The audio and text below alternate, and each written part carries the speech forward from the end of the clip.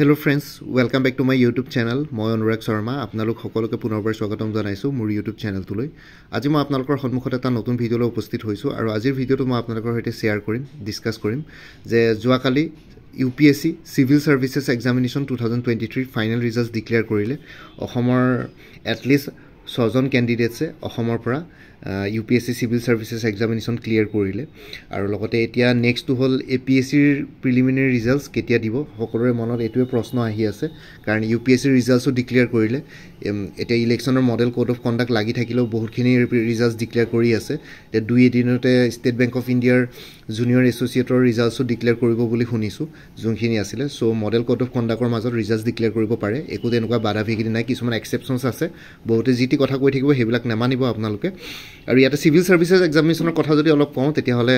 এবাৰ Indian administrative service Indian foreign service Indian police service আৰু central services group এ আৰু group B আছিল তো টোটেল নাম্বাৰ 1616 জন ক্যান্ডিডেটছক ৰিকমেন্ডেড কৰিছে এপইন্টমেন্টত জেনাৰেলৰ 347 আৰু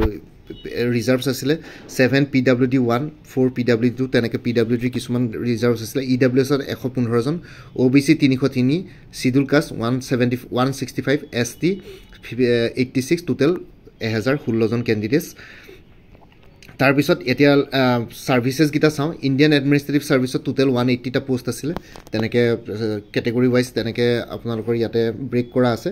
ইণ্ডিয়ান ফৰেন সাৰ্ভিসত 37 টা ইণ্ডিয়ান পুলিশ সাৰ্ভিসত 200 সেন্ট্ৰেল সাৰ্ভিসেছ গ্ৰুপ এ মানে যোনখিনি অন্য central services like class 1 gazetted post আছিল হেবিলাকত 616 টা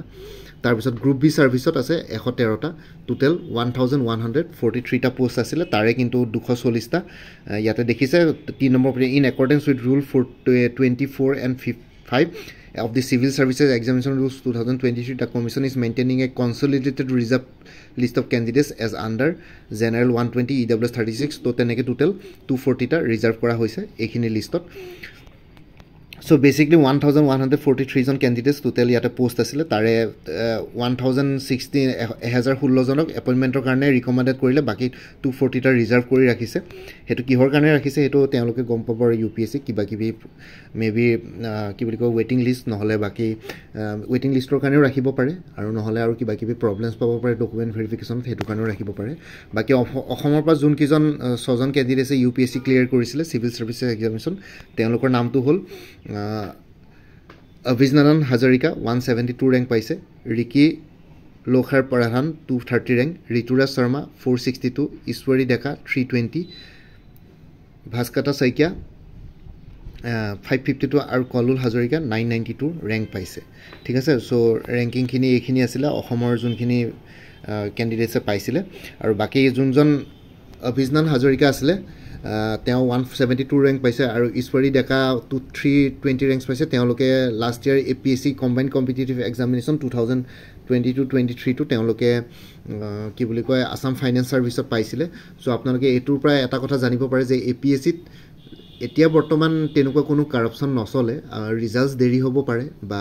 কিবা তেনেকুৱা হ'ব পাৰে এতিয়া বহুতে লাষ্ট টাইম কৈ আছিল যে গুৱাহাটী চেণ্টাৰৰ পৰা বহুতখিনি ক্যান্ডিডেটছে পাইছে কিন্তু ইয়াৰে এটা কথা এটোৱে যে গুৱাহাটী চেণ্টাৰত ক্যান্ডিডেটসও বেছি বাকি অন্য ডিস্ট্ৰিক্ট বিলাকতকে গুৱাহাটী চেণ্টাৰত ক্যান্ডিডেটসও বেছি আছিল সো হেতু মতে গুৱাহাটী চেণ্টাৰৰ পৰা বেছিয়ে পাইছিলে আৰু যিমানখিনি কোচিং কৰি পেলাই থাকেকে সবে গুৱাহাটীতে কোচিং কৰিব যায় আপোনালোকে লোকেলি কোনেও জুৰহাট ডিব্ৰুগড় তেজপুৰত কোচিং কৰা ক্যান্ডিডেটস বহুত কমে পাব সো গুৱাহাটীতে কোচিং কৰেগে গুৱাহাটীতে কোচিং কৰি গুৱাহাটীতে তেওঁলোকে পৰীক্ষাৰ কাৰণে দিয়ে সো তাতে থাকি লয় সো হেতু কাৰণে বেছিভাগ ম্যাক্সিমাম ক্যান্ডিডেটস গুৱাহাটীৰ কামৰূপ মেট্ৰৰে থাকে সো হে কাৰণে গুৱাহাটীৰ ক্যান্ডিডেটস আপোনালোকে বেছি দেখে ৰেংকিংৰ লিষ্টত বাকি ডিস্ট্ৰিক্টস বিলাকৰ কম থাকে সো হেতু তেনেকুৱা কথা আৰু ইয়াতে বেসিক্যালি আপোনালোকে দেখিলে দুজন ক্যান্ডিডেটছে যিসকলে আসাম ফাইনেন্স সাৰ্ভিস পাইছিল তেওঁলোকে ACSও পোৱা নাছিল তথাপিতো আসাম ফাইনেন্স সাৰ্ভিসত যিসকলে দুজন ক্যান্ডিডেটছে পাইছিল তেওঁলোকে এবাৰ UPSCও ক্লিয়াৰ কৰিলে এতিয়া অভিজনন হাজৰিকা তেওঁটো ইণ্ডিয়ান এডমিনিষ্ট্ৰেটিভ সাৰ্ভিস পাব আৰু ঈশ্বৰী ডেকা তেওঁটো 320 ইণ্ডিয়ান পুলিশ সাৰ্ভিস পাব ঠিক আছে সো তেনেকুৱা ধৰণৰ কথা ইয়াতে আপোনালোকে বেসিকে কৰাপশন এইবোৰৰ কথা চিন্তা নকৰি পেলাই আপোনালোকে জাস্ট কনসেন্ট্ৰেট কৰিব পঢ়াৰ ক্ষেত্ৰত সো তেনেকুৱা যদি কিবা হয় নিশ্চয় ক'ৰবাত নহয় ক'ৰবাত কিবা কিবি তেনেকুৱা নিউজ ওলাব আৰু বহুতে বেছিভাগ কথা এনেই স্পেকুলেশ্যন কৰি পেলাই বহুতক ডিম'টিভেট কৰিবলৈ চেষ্টা কৰে অমুকে তমুক পাইছে কিবা খালি তথাপিতো মোৰ এছে পেপাৰখনৰ মাৰ্কছবিলাক দেখি পেলাই অকণমান ডাউট আছে ডাউট মানে কি আৰু তাতে জানি বুজি মাৰ্কছ বঢ়াই দিয়া নাই কিন্তু এক্সামিনাৰৰ ওপৰত কথা কিছুমান এক্সামিনাৰ বেছি ভালকৈ চাগে লিবাৰেল মাৰ্কিং ছিষ্টেম এডাপ্ট কৰিছিলে কিন্তু কিছুমানে কনজাৰ্ভেটিভ মাৰ্কিং ছিষ্টেম এডাপ্ট কৰিলে চ' সেইটো কাৰণে কিছুমানে কম মাৰ্কছ পালে কিছুমান বেছি মাৰ্কছ পালে আৰু যিসকলে বেছি মাৰ্ক পাইছে মেবি তেওঁলোকে অলপ এক্সেপশ্যনলি ভাল এছেও লিখিছিলে মেবি চ' তেনেকুৱা ধৰণৰ কথা আৰু সেইবোৰ ইমান চিন্তা নকৰি পেলাই পৰীক্ষা যিহেতু আপোনালোকে প্ৰিপেৰেশ্যন কৰি আছে চিভিল ছাৰ্ভিচৰ কাৰণে প্ৰিপেৰেশ্যন কৰি যাওক বাকী ৰিজাল্টছৰ কথা এতিয়াই চিন্তা নকৰিব নিজৰ বেষ্টখিনি দিয়ক যদি আপোনালোকৰ পাবলগীয়া থাকে নিশ্চয় পাব আৰু বাকী আৰু এটা মটিভেশ্যনেল এখন পোষ্ট পালোঁ ইয়াতে দেখিছে UPSC aspirant name Kunal R Virulkar shared his struggle via this tweet ঠিক আছে এটা টুইট কৰি পেলাই কুণাল বুলি যোনজন কেণ্ডিডেট আছে তেওঁ কৰিছে টোটেল 12টা এটেম্প দিছে মই ইয়াতে দেখাইছোঁ 7বাৰ মেইনছ দিছে 5বাৰ ইণ্টাৰভিউ দিলে কিন্তু চিলেকশ্যন নহ'লে চ' তেওঁ মেবি চাগে আৰু নাই আৰু চান্স চ' ন' চিলেকশ্যন এইটো গুচি গ'ল এটা তেওঁ হিন্দীটো এটা কোটেশ্যন লিখিছে শায়দ জিন্দগী কা দুসৰা নাম হি সংঘৰ্ষ হে ঠিক আছে চ' এনেকৈ ধৰণৰ বহুতখিনি কেণ্ডিডেটছ আছে এওঁৰ পৰা মটিভেশ্যনো ল'ব পাৰি চ' ইয়াতে পোষ্টটোৱে লিখিছে it went viral and netizens were quick to give him love and motivational messages আৰু এতিয়া আহি গ'লোঁ অসম লোক সেৱা আয়োগ আমাৰ APSCলৈ এতিয়া প্ৰিলিমিনাৰী এক্সামিনেশ্যন ৰিজাল্টছ কেতিয়া দিব এতিয়াতো দিবতো লাগিছিলে এতিয়া আজিৰ পৰাতো অফিচবিলাকো ৰিঅ'পেন হৈছে বিহুৰ পাছত চ' আজিও দিব পাৰে একো ক'ব পৰা নাযায় এতিয়া আৰু স্পেকুলেশ্যন কৰি পেলাইতো লাভ নাই APSCয়ে কেতিয়া ৰিজাল্টছ দিব যেতিয়া ৰিজাল্টছ দিব আপোনালোকে নিশ্চয় গম পাব মইতো ইমিডিয়েটলি শ্বেয়াৰ কৰিমেই ৰিজাল্টছ দিলে মানে এতিয়া খালি কথাটো হ'ল যে আৰু কাট অফ কিমান বা হয় কি কথা যদি মই কোৱা মতে কাট অফটো থাকে তেতিয়াহ'লে ভাল হয় বহুতখিনি কেণ্ডিডেটছৰ চিলেকশ্যন হৈ যাব পাৰে এতিয়া let's hope for the best কি হয় বাকী APSC মেবি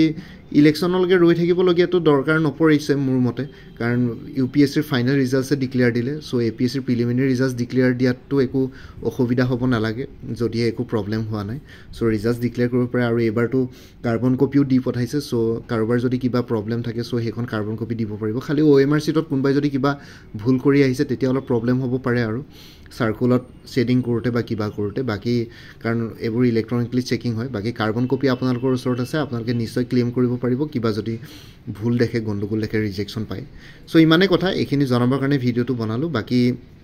এই ভিডিঅ'টোৰ ডেছক্ৰিপশ্যন আৰু কমেণ্ট ছেকশ্যনত যোনখিনি কোৰ্চেছ এভেইলেবল আছে like APSC child development project officer APSC মানে CDPO APSC motor vehicle inspector APSC tourism development officer Assam direct recruitment Assam police women and child ডেভেলপমেণ্টৰ ষ্টেটিষ্টিকেল এছিষ্টেণ্ট চ' সেইখিনি আৰু আছাম কোঅপাৰেটিভ এপেক্স বেংক লিমিটেডৰ এছিষ্টেণ্টৰ পষ্টৰ কাৰণে ফুল কোৰ্চেছ available আছে সেই কোৰ্চখিনিৰ কথা এই ভিডিঅ'টোৰ ডেছক্ৰিপশ্যন আৰু কমেণ্ট ছেকশ্যনত মেনশ্যন কৰিছোঁ তাতে গৈ পেলাই আপোনালোকে কোৰ্চখিনিৰ কথা জানিব পাৰিব আৰু তাতে দিয়া যোনটো এটা হোৱাটছএপ নাম্বাৰ দিয়া আছে সেই হোৱাটছএপ নাম্বাৰটোত মেছেজ কৰি জনাওক আপোনালোকে কোনটো কোৰ্চ ল'ব বিচাৰে মই সেই কোৰ্চটোৰ কণ্টেণ্টছখিনি কি থাকিব ইনক্লুডেড মই আপোনালোকক হোৱাটছএপত শ্বেয়াৰ কৰিম লগতে পে'মেণ্টৰ লিংক দি দিম পে'মেণ্ট কৰাৰ লগে লগে আপোনালোকে হোৱাটছএপতে গোটেইখিনি PDF ফৰ্মেটত পাই যাব আৰু গোটেইখিনি আপোনালোকৰ MCQs ফৰ্মেটত থাকিব আপোনালোকে গোটেইখিনি MCQs ফৰ্মেটত থাকিব চ' আপোনালোকে চেপ্টাৰ ৱাইজ ক্ৰনলজিকেল অৰ্ডাৰ আৰু যোনখিনি মেথছ ৰিজনিং আছে সেইখিনি ষ্টেপ বাই ষ্টেপ এক্সপ্লেনেশ্যন আৰু ফৰ্মুলাছো থাকিব চ' আপোনালোকৰ অসুবিধা একো নহয় ল'ব পাৰে MCQs ফৰ্মেটত পঢ়িলে মানে আপোনালোকৰ টাইম যদি কাৰোবাৰ যদি পঢ়িবৰ কাৰণে কম টাইম পায় তেতিয়াহ'লে থৰলি নপঢ়ি পেলাই MCQ ফৰ্মেটত পঢ়িব পাৰে গোটেইখিনি কভাৰ কৰা হৈছে চেপ্টাৰ ৱাইজ এই ভিডিঅ'টোৰ ডেছক্ৰিপশ্যন আৰু কমেণ্ট ছেকশ্যন চেক কৰক এইখিনিৰ বাবে আৰু লগতে মোৰ আৰু এটা চেনেল আছে অনুৰাগ শৰ্মা অসম IQ বুলি সেই চেনেলটোৰ লিংকটো এই ভিডিঅ'টোৰ ডেছক্ৰিপশ্যনতে শ্বেয়াৰ কৰিছোঁ আপোনালোকে সেইটো চেনেলো ছাবস্ক্ৰাইব কৰি ল'ব পাৰিব চ' ভৱিষ্যতলৈ এনেকুৱা কম্পিটিটিভ এক্সামছবিলাক দিয়াৰ ক্ষেত্ৰত আৰু অলপ এক্সট্ৰা গাইডেঞ্চ পাই যায় বাকী মোৰ ভিডিঅ'ছবোৰ চাই যদি ভাল পায় মোৰ চেনেলটো ছাবস্ক্ৰাইব কৰি ল'ব আৰু লগতে আপোনালোকৰ যিমানখিনি ফেমিলি ফ্ৰেণ্ডছ ৰিলেটিভছ আৰু চিনাকি এক্সপিৰিয়েঞ্চ আছে তেওঁলোকৰ লগত মোৰ চেনেলটো শ্বেয়াৰ কৰিব লগতে কমেণ্ট ছেকশ্যনত জনাব কিবা যদি কুৱেশ্যন থাকে ডাউট থাকে মই নিশ্চয় আপোনালোকৰ কুৱেশ্যনছ আৰু ডাউটছবিলাকৰ ৰিপ্লাই দিবলৈ চেষ্টা কৰিম বাকী এই ভিডিঅ'টোৰ ডেছক্ৰিপশ্যন আৰু কমেণ্ট ছেকশ্যন চেক কৰিব তাতে সকলো ধৰণৰ ইম্পৰ্টেণ্ট লিংকছসমূহ পাই যাব ইনফৰ্মেশ্যন পাই যাব বাকী আজিৰ ভিডিঅ'টো ইমানতে সমাপ্ত কৰি আপোনালোক সকলোৰ পৰা বিদায় ল'লোঁ কাইলৈ পুনৰ এটা নতুন ভিডিঅ' লৈ আপোনালোকৰ সন্মুখত উপস্থিত হ'ম তেতিয়ালৈকে ভালকৈ প্ৰিপেৰেশ্যন কৰি থাকক সকলোৱে অল দি বেষ্ট থাকিলে bye and take care friends Bharat Mata কি জয় জয় আই অসম